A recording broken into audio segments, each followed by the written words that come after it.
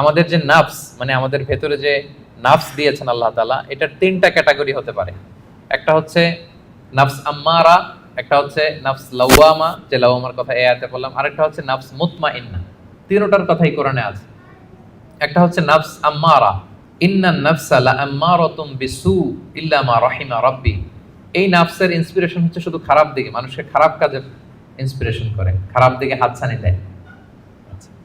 আরেকটা হচ্ছে এইটা নাফস লাওয়ামা, এ ভালোর কথাও বলে আবার খারাপের কথাও বলে,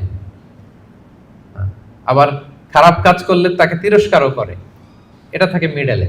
আরেকটা হচ্ছে নাফসে মুতমাইন্না, প্রশান্ত আত্মা, যারা জান্নাতি, তারা যখন ইন্তেকাল করবে তখন ফেরেশতারা এসে বলবে, ইয়া আইয়াতুহান নাফসুল মুতমাইন্না ইরজিই ইলা রাব্বিকি রাদিয়াতান মারদিয়া ফাদখুলি ফি ইবাদি ওয়াদখুলি জান্নাতি। মানে হে প্রশান্ত আত্মা, বের হয়ে আসো, বের হয়ে আসো আল্লাহর সন্তুষ্টির দিকে।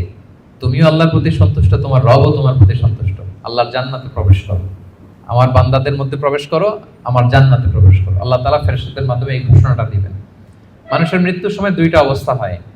যারা জাহান্নামী হয় তাদের রূপ নেয়ার জন্য একদল ফেরেশতা আসে বিকট শব্দ করতে করতে, ভয়ঙ্কর তাদের চেহারা, ভয়ঙ্কর দুর্গন্ধ, তাদেরকে দেখলেই মানুষ ভয় পায়, ত্রাসে কাঁপতে থাকে।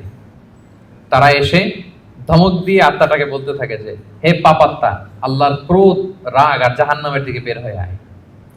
তখন এই আত্মাটা বেরোতে চায় না, কাফেরদের আত্মা ছোটাছুটি করে, অস্থির হয়ে এদিক সেদিক, জোর করে আত্মাটাকে তারা নিয়ে যায়, নিয়ে সিজ্জিনে রাখে। আর যারা বিশ্বাসী, যারা আল্লাহওয়ালা, যারা ইমানদার, তাদের জন্য কাফনুন মিন আকফানিল জান্নাত, জান্নাত থেকে সাদা ধবধবে শুভ্র কাপড়ের একটা কাফন নিয়ে আসে ফেরেশতারা। হানুত মিন হানুতিল জান্নাত, জান্নাতের পেয়ালা যেখানে সুগন্ধি থাকে, এগুলো নিয়ে আসে। এসে খুবই আন্তরিকভাবে আত্মাটাকে আহ্বান করে যে, হে পবিত্র আত্মা, আল্লাহর সন্তুষ্টির দিকে তুমি বের হয়ে আসো। বলতে দেরি ওই আত্মা স্মুথলি বের হয়ে যায়। প্রিয় বন্ধুরা, এই দিনটার মুখোমুখি কিন্তু আমরা হতে যাচ্ছি। কি বলেন?